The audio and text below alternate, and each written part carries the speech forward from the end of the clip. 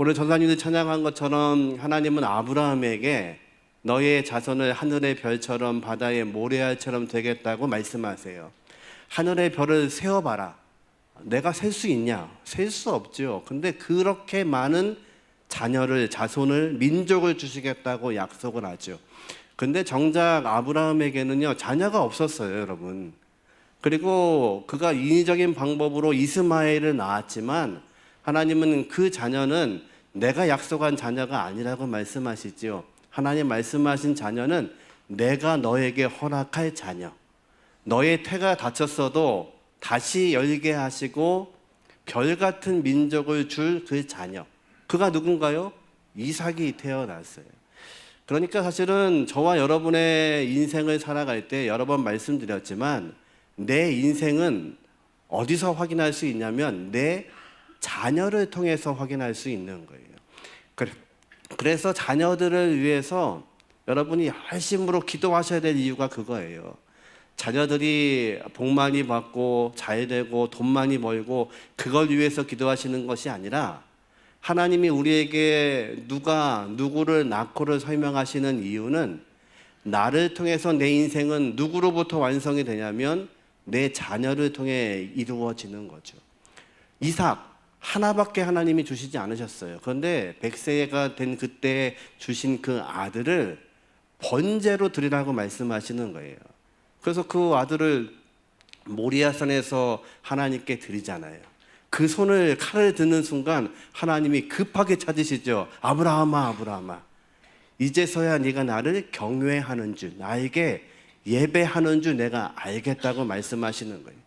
그러니까 아브라함의 인생은 어디서 완성이 되냐면 모리아산에서 하나님이 주신 그 자녀 이삭, 별 같은 민족을 주시겠다고 했는데 하나밖에 주시지 않은 그 아들을 하나님께 바치려는 그 순간 하나님은 아브라함의 인생과 역사를 거기서 완성하신 거죠. 그럼 이삭은요, 어떻게 자라나요? 성경에 이삭의 이야기는 별로 없어요. 근데 단 몇 가지, 우물판 이야기 기억나시죠? 우물 파고 우물 파면 사람들이 와서 달라고 하면 그냥 내줘요. 바보같이. 지금의 우물이 아니에요. 이스라엘 땅에서는요, 그 사막에서 우물이 나왔다는 것은 기업을 하나 만든 거예요. 왜냐하면 그 우물이 있어야 농사를 짓고 우물이 있어야 양들을 치고 그리고 자기의 가축들을 먹일 수 있으니까요. 그런데 우물을 팔 때마다 우물이 나오는 것도 신기하죠. 하나님이 이삭과 함께 하시는 거예요. 그런데 우물을 팔 때마다 달라는 사람들이 있어요. 그래서 이삭은 어떻게 하죠? 그때마다 내어주는 거예요. 또 주고 또 주고 또 주었더니 마지막 우물을 판 것이 어딘가요? 브엘세바. 하나님이 약속하신 가나안 땅의 맨 끝자락에 도착하게 되는 거죠. 이제 이삭의 인생은 누구를 통해 이루어지냐면 야곱을 통해서 이루어져요. 이 야곱 얼마나 복을 위해서 뛰어다니는 녀석인지 자신도 속이는 아들이에요. 그런데 이 아들이 뛰는 것을 통해서 하나님은 12명의 아들을 주시는 거죠. 이삭의 인생은요, 이 야곱이 낳고 있는 12명의 자녀를 통해서 이제 완성이 되고 있어요. 그러면 이제 이 야곱의 인생은 누구를 통해 이루어지나요? 요셉을 통해서 이루어져야 되는데 이제 이 야곱은요, 요셉이 총리가 된 이야기를 알고 고센 땅에 와서야 하나님의 그 크신 역사들을 보고 있는 거예요. 내가 그토록 달려갔는데 하나님 우리 민족에게 주신 그 약속을 위해서 열심히 뛰었는데 할아버지 아브라함이 보셨던 그 하나님의 음성, 저 하늘의 별을 한번 세어봐라. 내가 셀 수 있는지. 뭐 셀 수 없습니다. 그렇게 많은 민족을 주시겠다는 그 은혜가 이제 이 애굽 땅에서 하나님이 미리 보낸 내 아들 요셉을 통해서 준비되고 있다는 것을 알면서 자신의 인생이 해석이 되기 시작하는 거죠. 여러분, 저와 여러분의 인생은 언제 해석이 되냐면 여러분의 자녀들의 삶을 통해서 하나님이 우리의 인생을 해석해 주세요. 그래서 자녀를 위해서 끊임없이 기도해야 되는 이유가, 또 다음 영적인 자녀들을 위해서 기도해야 되는 이유가 바로 거기에 있어요. 왜? 내 인생의 완성은 어디에 있냐면 내 자녀들이 온전하게 서서 하나님의 말씀으로 이어가는 것이 내 인생이기 때문에 그래요. 그래서요, 저와 여러분은요, 다른 것 제쳐놓고 우리 자녀들이 정말 하나님 앞에 나올 수 있기를 위해서 기도하셔야 돼요. 자녀가 사회적으로 성공할 수 있지요. 사회적으로 돈 많이 버는 사람일 수 있어요. 그런데 정말 하나님이 원하시는 것은 하나님의 생각과 하나님의 방법 안으로 들어오는 거죠. 이제 야곱이요, 이 애굽 땅에 들어와서 17년이 지났어요. 그 본문을 오늘 27절, 28절에 이렇게 기록하네요. 같이 한번 읽어보죠. 이스라엘 족속이 애굽 고센 땅에 거주하며 거기서 생업을 얻고 생육하고 번성하였더라. 야곱이 애굽 땅에 17년을 거주하였으니 그의 나이가 147세라. 130세에 애굽에 와서 바로를 축복했던 그 야곱이 이제 17년이 지나서 147세가 되었어요. 근데 그냥 나이를 기록하고 있는 게 아니라 그 앞에 있는 구절이 중요해요. 이스라엘 백성이 고센 땅에 거주했는데 생업을 얻어 생육하고 번성하였더라. 여러분, 이 축복은 하나님이 태초부터 아담에게 주신 축복인 거 기억하시죠? 생육하고 번성하라. 하나님의 귀하신 이 복이 아브라함을 통해서 이어지고 이삭을 통해서 이루어지고 야곱을 통해서 이루어졌던 이 복이 애굽 땅에서 이루어지고 있는 것을 야곱이 보는 거예요. 그 가나안 땅에 있었으면 굶어 죽을 수밖에 없죠. 지금 가나안 땅은요, 지난 그 7년 동안의 환난 때문에 살 수가 없는 땅이었는데 하나님이 그 가뭄에서 이 가족을 건지셨어요. 누구를 통해서요? 미리 보낸 아들 요셉을 통해서. 그리고 시간이 17년이 지났어요.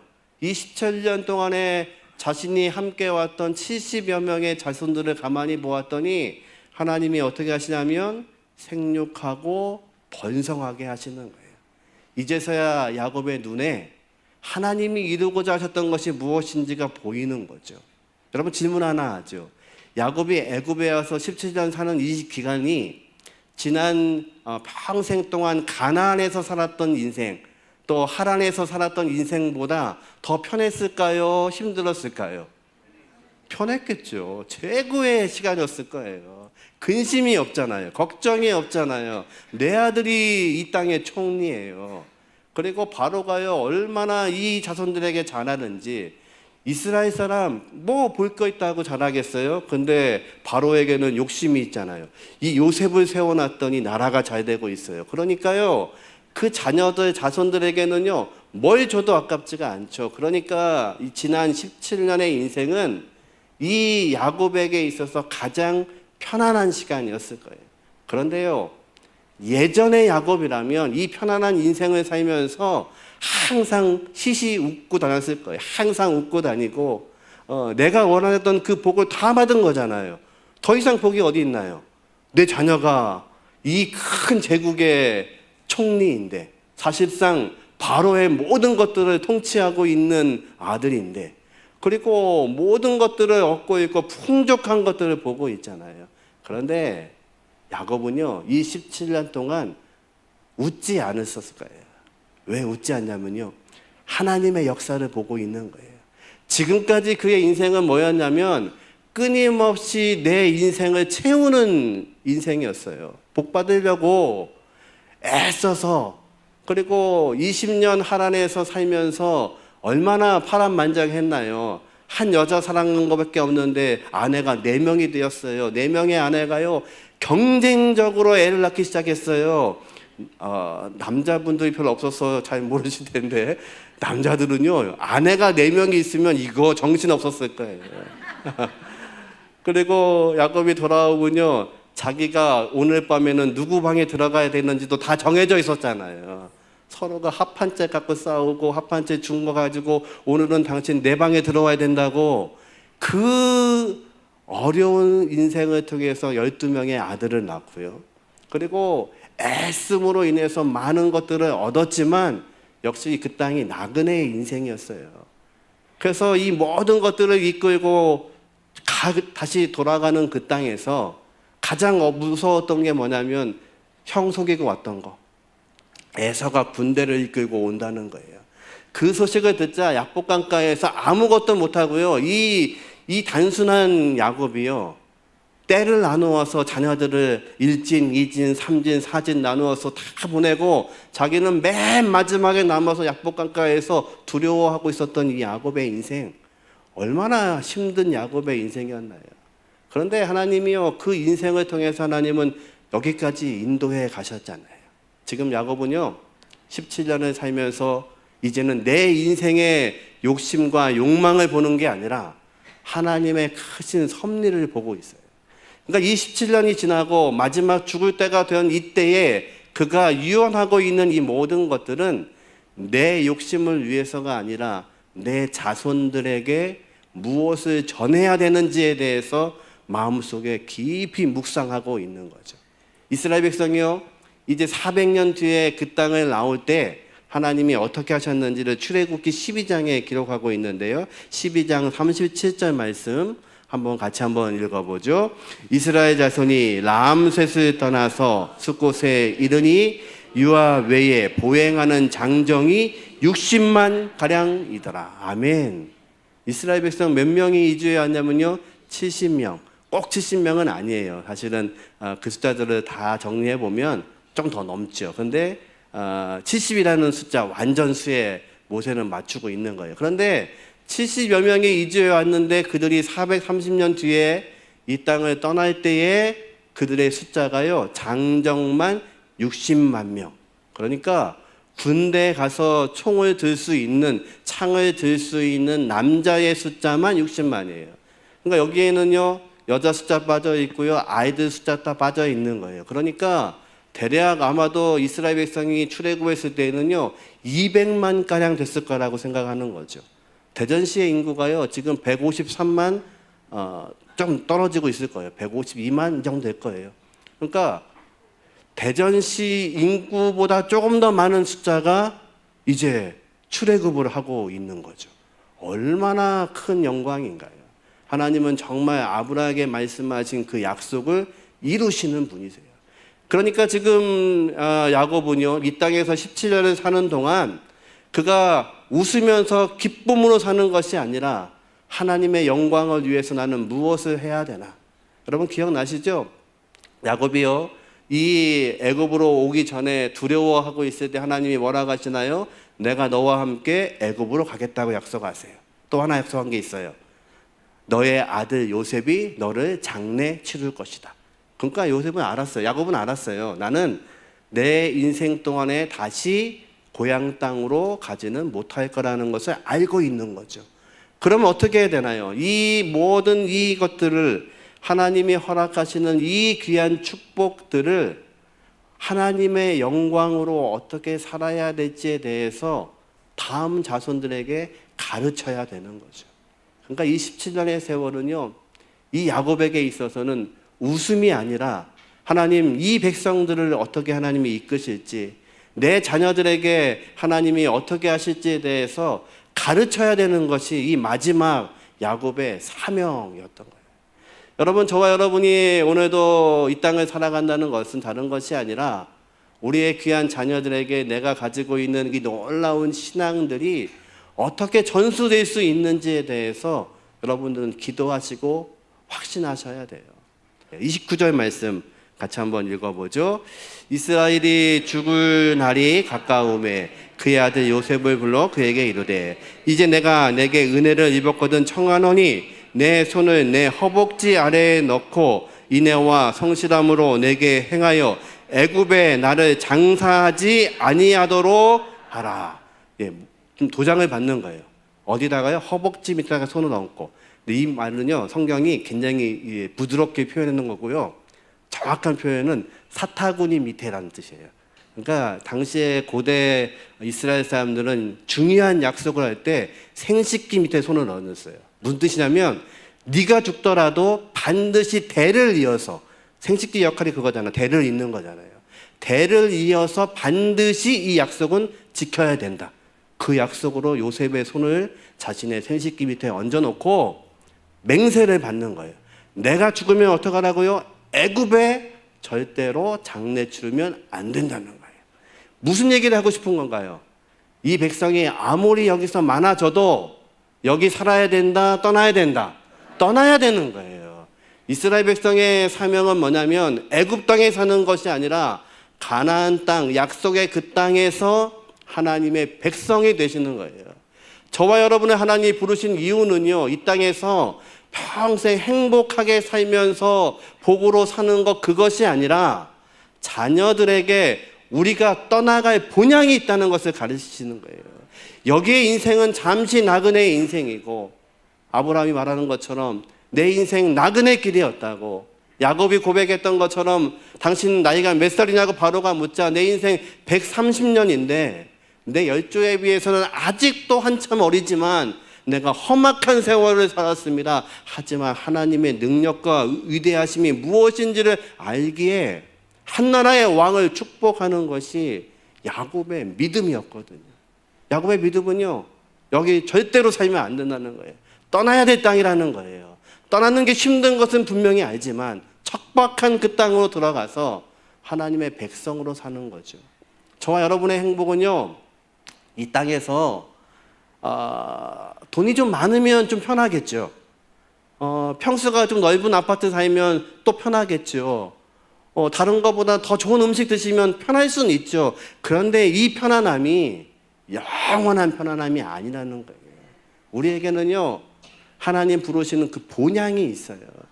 그곳으로 가는 것이 우리의 인생인 것을 알기 때문에 우리는 우리의 지금 삶 가운데서 고통이 있고 눈물이 있고 아픔이 있어도 야곱이 바라보는 것처럼 웃지 않는 거예요. 그 17년 애굽에 정말 좋은 것들을 먹고 있음에도 불구하고 무슨 생각을 하냐면 이 음식에 내 백성들이 길들여지면 안 되는데, 이 편안함에 길들여져서 그냥 주저앉으면 안 되는데, 여기 떠나야 되는데, 이것이 그의 평생 남은 인생의 고민이었던 거예요. 이제 하나님 부르실 때가 됐다는 것을 깨닫자 요셉을 불러서 생식기 밑에 손을 얹고 강력하게 약속하는 거예요. 내가 반드시 여기에 매장되지 않게 해라. 그랬더니요, 창세기 50장에 이 야곱이 죽죠. 그러자 야곱을 장례하기 위해서 요셉이 바로를 찾아가요. 아버지가 이렇게 유언했습니다. 그랬더니 바로가요, 허락을 해요. 가나안 땅까지 내려가서 장례를 치르라고. 그래서요, 이 야곱은요, 요셉 외에 그 총리의 신분의 능력으로 가나안 땅까지 가서, 막벨라굴 기억나시죠? 아브라함이 샀던 그 동굴, 거기에 누가 있냐면 아브라함이 거기 있고요, 아내 사레가 거기 있고요, 또 누가 있나요? 이삭이 거기 있고요, 리브가가 거기 있어요. 그리고 요셉의 첫 번째 부인, 사랑하진 않았지만 그 라헬이 레아가, 죄송합니다, 레아가 거기에 있어요. 라헬은 어디에 묻혔나요? 베들레헴 땅에서 묻혔어요. 마지막 막내 나타가. 그 묘지, 거기에 내가 들어가겠다는 거예요. 그것이 야곱의 마지막 고백이에요. 이 고백이 우리 대흥의 모든 공동체의 고백이 되게 하시기를 주님의 이름으로 축원합니다. 여호수아서 14장 12절, 갈렙 장군이 이런 고백을 하죠. 같이 한번 읽어보죠. 그날에 여호와께서 말씀하신 이 산지를 내게 주소서. 당신도 그날에 들으셨거니와 그곳에는 아낙 사람들이 있고 그 성읍들은 크고 견고할지라도 여호와께서 나와 함께 하시면 내가 여호와께서 말씀하신 대로 그들을 쫓아내리다 하니. 아멘. 땅을 분배할 때요, 갈렙의 2인자잖아요. 여호수아와 함께 유일하게 들어왔던 1세대잖아요. 그런데 뭐라고 하냐면 그 땅, 헤브론 산지 아무도 안 가려고 그래요. 강력한 사람들이 살고 있어요. 거인들이 살고 있어요. 아무도 안 가니까 갈렙이 요청하는 거예요. 그 땅 내가 하겠습니다.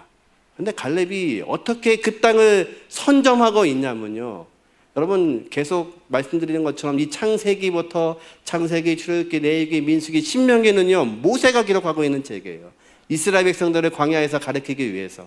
그래서 이 역사를 듣고 있었던 갈렙은요, 그 땅이 어떤 땅인지를 알고 있는 거죠. 그 땅이요, 헤브론 동굴이 있는 땅이에요. 우리의 믿음의 조상 아브라함이 처음으로 가나안 땅에 깃발을 꼽았던 첫 번째 장소예요. 처음 우리 땅이 되었던 장소예요. 그리고 비싼 값을 사고 샀던, 의도적으로 아브라함이요, 비싼 값을 사고 산 거예요. 빌려 쓰라고 하는데 아니라는 거예요. 내가 사겠다는 거예요. 그래서 이스라엘 백성에게 첫 번째 믿음의 성지가 되었던 헤브론이 그 땅에 있다는 걸 아는 거예요. 근데 아무도 안 가? 그럼 내가 가야지.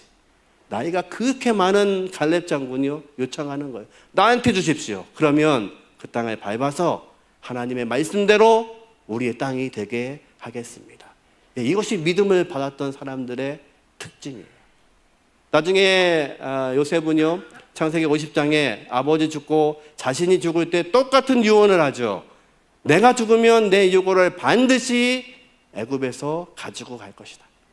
아버지는 죽었을 때에 가나안 땅에 매장할 수 있는 방법이 있었어요. 왜요? 아들이 총리니까요. 아들이 총리니까 그게 가능했던 거예요. 근데 내가 죽고 나면 이 일을 할 사람이 아무도 없다는 걸 알아요. 그러니까 유언하는 거예요. 내가 죽은 후에도 반드시 너희가 이 땅을 떠날 때에 내 유고를 메고 나가라.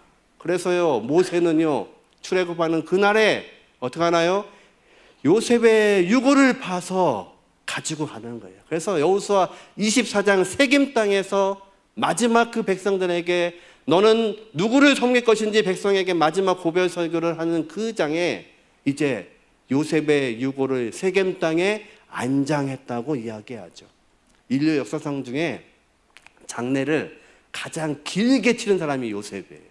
430년 동안 장례를 치렀어요. 매장하지 않았던 그 유고를 이제 가나안 땅에 심게 하는 이 모든 역사는요, 무엇 때문에 가능했냐면 야곱이 가지고 있는 이 마지막 눈을 떠서 믿음을 지키고자 했던 은혜의 마음 때문에 다음 세대들이 그 말씀으로 살 수 있었던 거예요.